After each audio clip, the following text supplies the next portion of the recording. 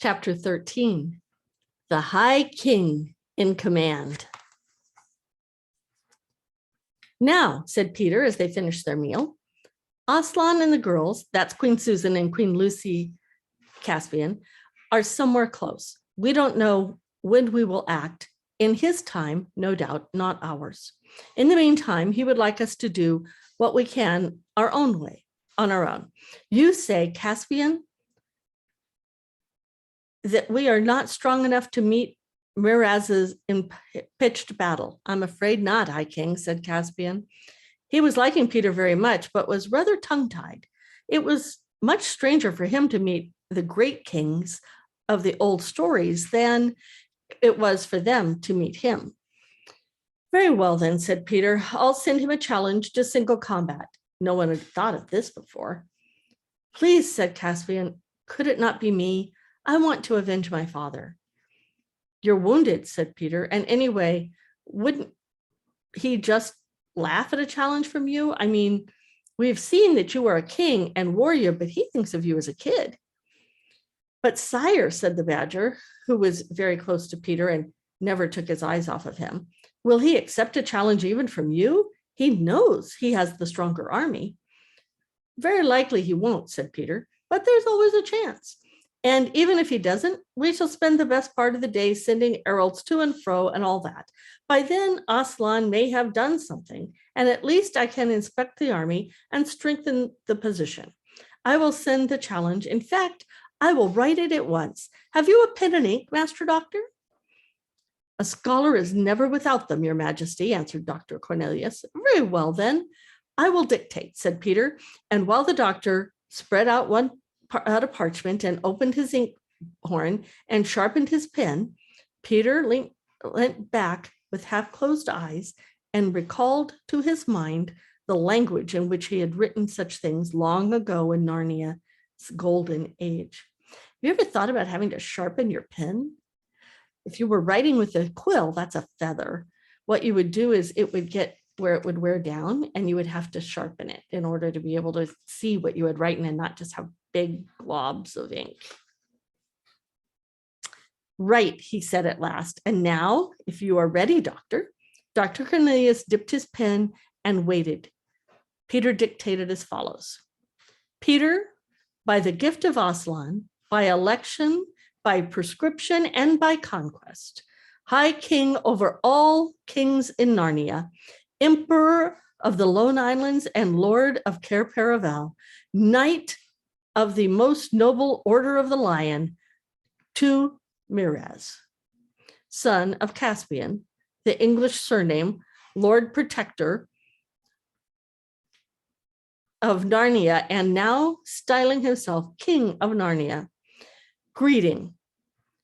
Have you got that? Narnia, comma, greeting, muttered the doctor. Yes, sire. Then, beginning a new paragraph, said Peter, to prevent the effusion of blood and for the avoiding of other inconveniences likely to grow from the wars now levied in the realm of Narnia, it is our pleasure to adventure our royal person on behalf of our trusty and well-beloved Caspian in clean wager to battle to prove upon your lordship's body that the said Caspian is the lawful king under us in Narnia, both by our gift and by the laws of the Telemarines, and your lordship twice guilty of treachery, both in withholding the dominion of Narnia from the said Caspian and in the most abhorrible. Don't forget to spell it with it. H, Doctor. Bloody and unwanted murder of your kindly lord and brother, King Caspian, ninth of that name.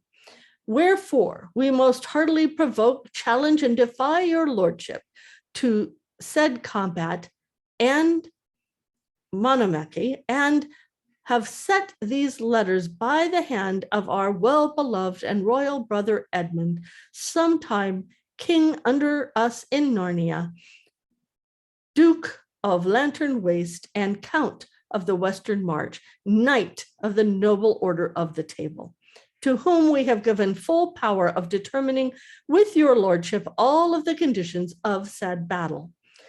Given at our lodging in Aslan's How, this 12th day of the month, green roof in the first year of Caspian, 10th of Narnia. That ought to do, said Peter, drawing a deep breath. And now we must send 2 others with King Edmund. I think the giant ought to be one. He's not very clever, you know, said Caspian. Of course not, said Peter, but any giant looks impressive if only he will keep quiet, and it will cheer him up. But who for the other? Upon my word, said Trumpkin, if you want someone who can kill with looks, Reepicheep would be the best. He would indeed, from all I hear, said Peter with a laugh. If only he wasn't so small. They wouldn't even see him until he was close. Send Glenstorm, sire, said Truffle Hunter. No one ever laughed at a centaur.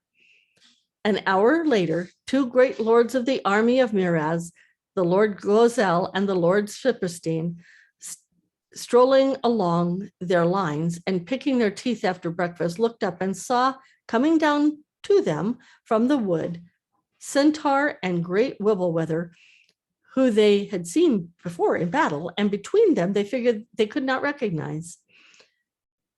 A figure they could not recognize, nor indeed would the other boys in Edmund's school have recognized him if they could have seen him at the moment, for Aslan had breathed on him at their meeting, and a kind of greatness hung about him.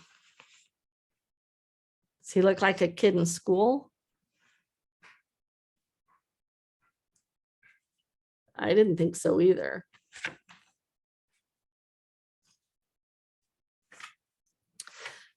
What to do, said Lord Glozell. An attack? A parley, remember, said Caspian. See, they carry green branches. They are coming to surrender, most likely. He that is walking between the centaur and the giant has no look of surrender in his face, said Glozell. Who can he be? He's not the boy Caspian. No, indeed, said Silverstein.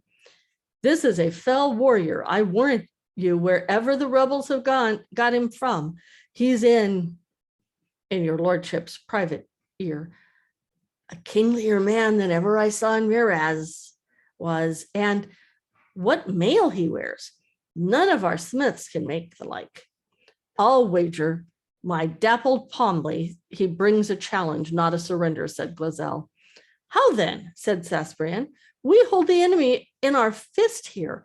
Miraz would never be so harebrained as to throw away his advantage on a combat. He might be brought to it, said Glozell in a much lower voice. Softly, said Caspian. Step a little aside here, out of earshot of those sentries. Now, have I taken your lordship's meaning right? If the king undertook wager of battle, whispered Glozell, why, either he would kill or be killed. So, said Caspian, nodding his head. And if he killed, we would have won this war.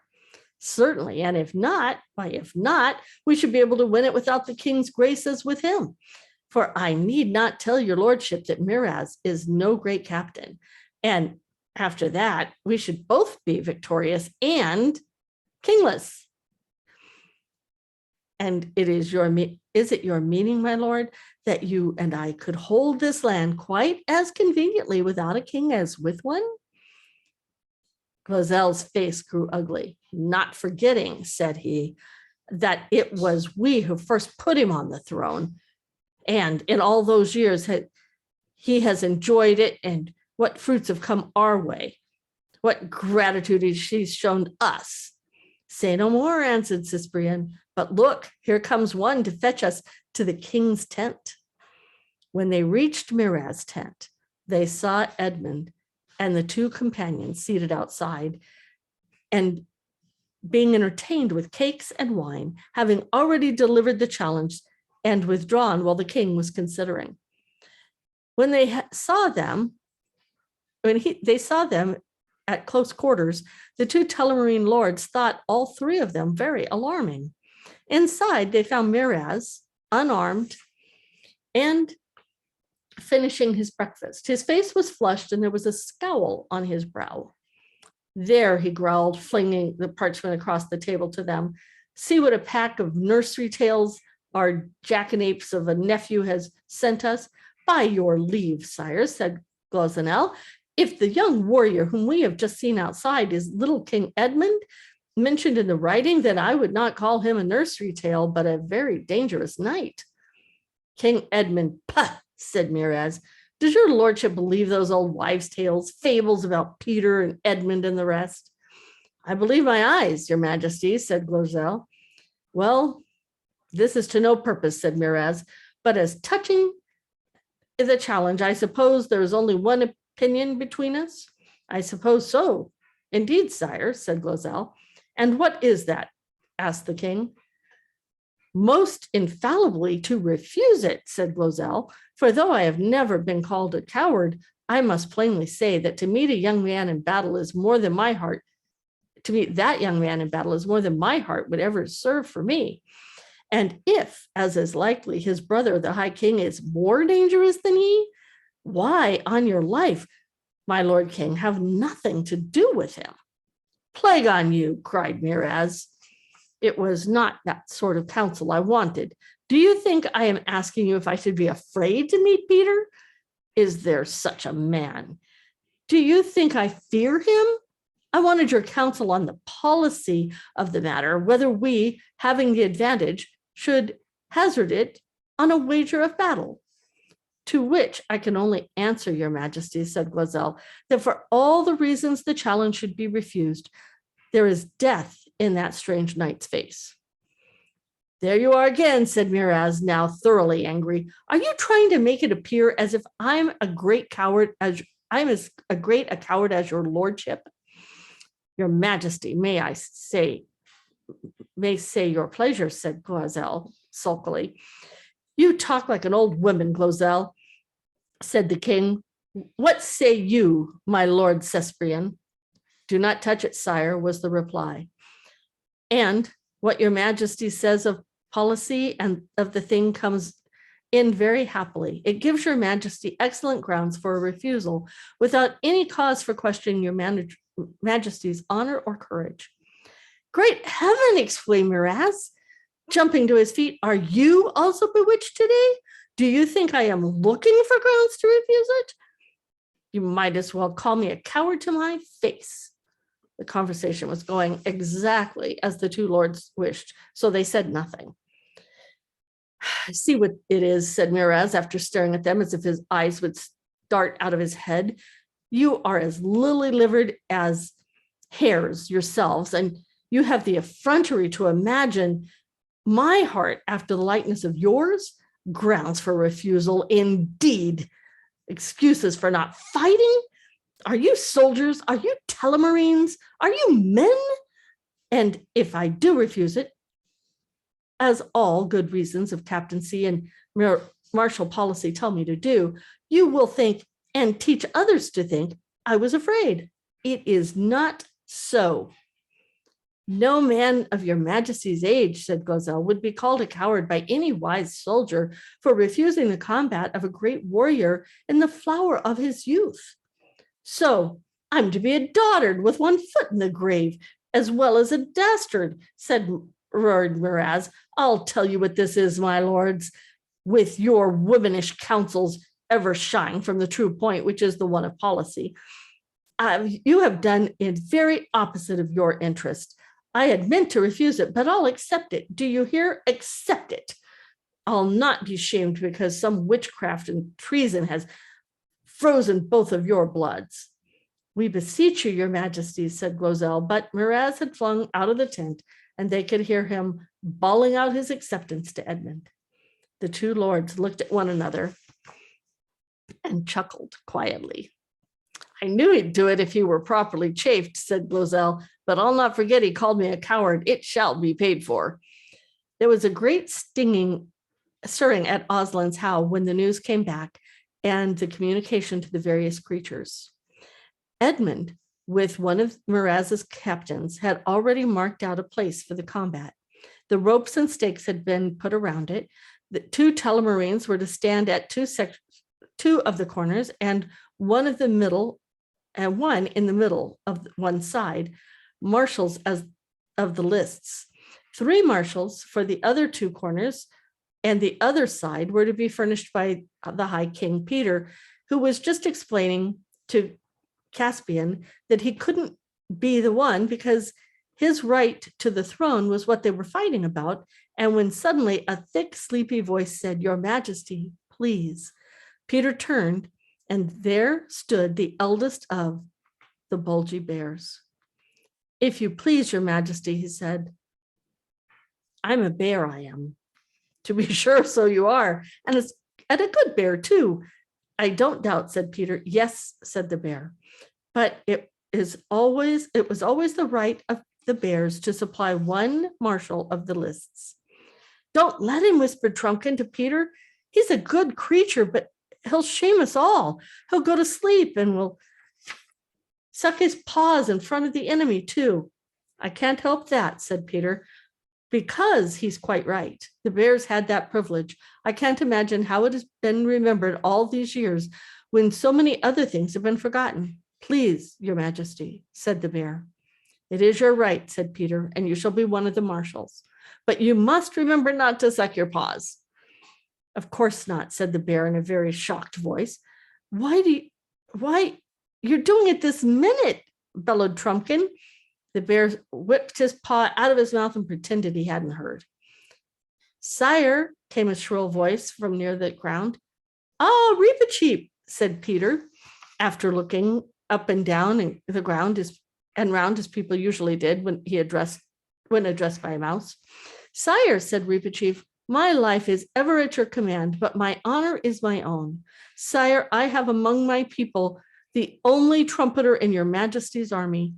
I had thought perhaps we might have been sent with the challenge, sire. My people are grieved. Perhaps if it were your pleasure that I should be a marshal on the list, I would content them."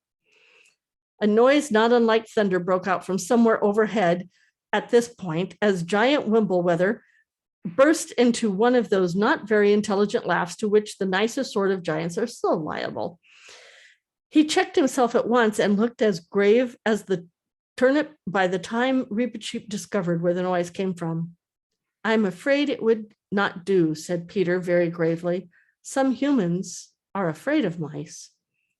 "I had observed it, sire," said Reepicheep, "and it would not be quite fair to Miraz," Peter continued, "to have inside anything that might abate the edge of his courage." "Your Majesty is the mirror of honor," said the mouse, with one of his amiable bows, "and on this matter we have but a single mind. I thought I heard someone laughing just now. If anyone present wishes to make me the subject of his wit, I am very much at his service with my sword whenever he has the leisure." An awful silence followed this remark, which was broken by Peter saying, "Giant Wimbleweather and the bear of the centaur and the centaur Glenstrom shall be our marshals. The combat will be 2 hours after noon. Dinner at noon precisely." "I say," said Edmund as they walked away, "I suppose it is all right. I mean, I suppose you can beat him." "That's what I'm fighting him to find out," said Peter. And that's the end of this chapter.